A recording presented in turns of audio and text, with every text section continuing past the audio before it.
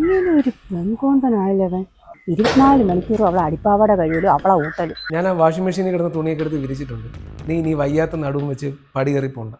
അത് വിരിച്ചോ, ഞാൻ പറയാതിരിക്കായിരുന്നു. ആശുപത്രി പോകണം നടു തന്നെ കാണിക്കാൻ. ഓയിൽമെന്റ് ഇട്ടെന്നാ പോരെ? ചേച്ചി, ഇവിടെ നാട്ടുകാരെ അവനെ വിളിക്കുന്നതേ പെൺകോന്തൻ എന്നാ.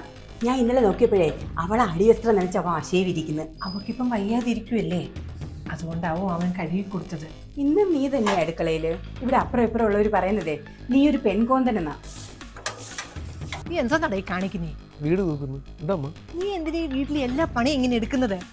പോരാത്തന്നെ അവളെ താങ്ങി താങ്ങി എല്ലായിടത്തും കൊണ്ട് നടക്കുന്നു. നീ എന്തിനാ ഇവിടുത്തെ ജോലി മുഴുവനും റാമിനെ കൊണ്ട് ചെയ്യിപ്പിക്കുന്നത്? റാം മാത്രമല്ലല്ലോ, ഞാനും ഇവിടെ പണിയെടുക്കാറില്ലേ. പിന്നെ നമ്മൾ സമയമുള്ള പോലെ അങ്ങോട്ടും ഇങ്ങോട്ടും ഹെൽപ്പ് ചെയ്യും. നാട്ടുകാർ എന്തൊക്കെയാ പറഞ്ഞെന്ന് നിങ്ങൾക്കറിയില്ല.